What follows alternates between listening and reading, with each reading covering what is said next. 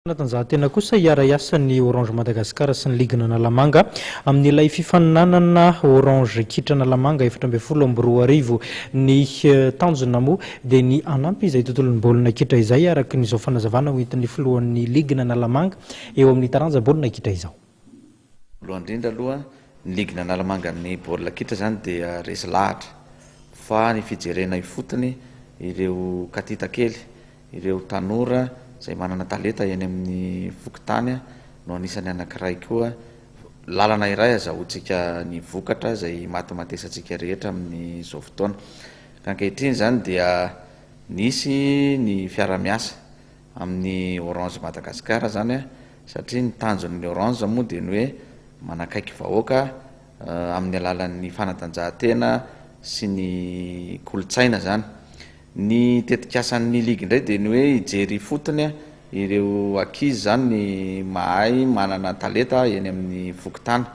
ary izay ny anisan'ny fangatahan'ny olona zany rehefa mba tafaresaka aminay mpitatana hoe aza dia variana loatra any ambony any fa mba jereo ny aty amin'ny fotony. Ka izay no tafatojo tamin'ity fiara-miasa amin'ny Orange Madagascar ity zany mba hoe ahafahana mijery an'ireo katita kely eny amin'ny fototra mihitsy.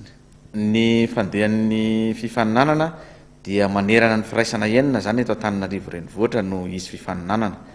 akana ekipa 20 avy zany hoe ankizy latsaky ny 15 taona ao amin'ilay génération 2000 zany no alaina 20 avy isaky ny firaisana ary ireo mifaninana isaky ny firaisana tsirairay zany amin'ny firaisana enina. Dia ny ekipa 2 avy isaky ny firaisana no miatrika ny lalao famaranana eo amin'ny kianjaben'ny Mahamasina. Ny anomboan'ny fifaninanana dia amin'ny 17 sy 18 17 fa 5 ary 130 zay zany fifaninanana eny anivon'ny firaisana dia ny lalao famaranana ny 17 sy ny 19 volana jona zany. Isy ny amboara hozaraina amin'io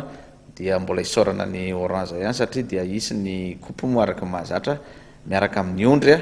ny médaille zany ho an'ny telo voalohany ary isy ny telefônina koa zany ma Orange azy moa dia isy ny fizarana telefônina ho an'ireo telo voalohany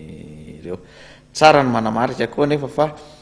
mamaipoana ny fandraisana anjara zany fa dia 20 misoratra anarana voalohany ho azavaiko aminareo ny fomba fisoratana anarana. Ny fisoratana anarana dia eny amin'ny fokontany ka ireo mpikarakara baolina fokontany mihitsy no mandray antanana azy eny anivon'ny firaisana tsirairay zany. Ny ao amin'ny firaisana voalohany dia atao amin'ny kianja mainty ao anaty hazo zany ny lalao dia i monsieur Doudou sy monsieur Pierrot zay fantatrareo ngamba eny amin'ny raha eny amin'ny firaisana eny nareo ka amin'ny lalao baolina fokontany no isoratana anarana. Eo amin'ny firaisana faharoa dia i Moreno no isoratanareo anarana eny Ambolokandrana. Ny firaisana fahatelo dia eto amin'ny boulevard de l'Europe no atao monsieur Yves mpikarakara baolina fokontany any avokoa zany. Eny amin'ny firaisana fahaefatra dia i Naval no i Babaina no isoratanareo anarana eo amin'ny kianjan'ny Soavaly no atao ny fifaninanana.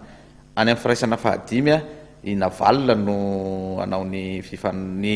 isoratanareo anarana dia eo Ambomirary no atao ny fifaninanana. Firaisana fahaenina monsieur Tony no anaovana ny fifaninanana dia ao amin'ny firaisana zany no isoratana anarana amin'izay anjary ny lalao dia atao eny Ambomanarina avokoa.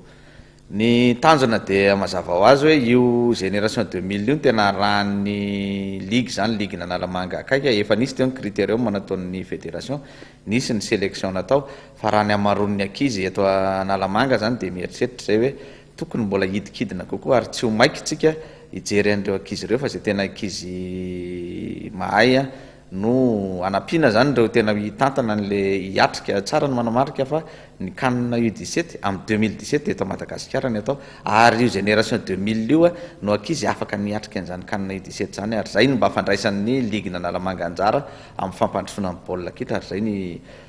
tetikady zany hitanay mahomby dia anjaran'ny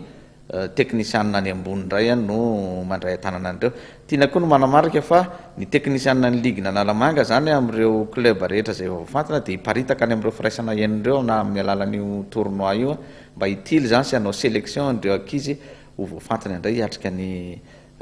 fifaninanana zay ifatenanay hoe ireto zany mba akizy hitanay tena mendrika ka ny angaviko atsika rehetra tsy hiverina indrona intelo ny zavatra tahaka izao fa de isorana ny orange sy ireo fokotany rehetra fa de mba afaka hijery atsika eny fotony zany ny teknisianina rehetra eto anivon'ny ligina analamanga mba ahafahantsika ny zanatsika rehetra mba ho voajery voafantana ao anatin'izany ekipa analamanga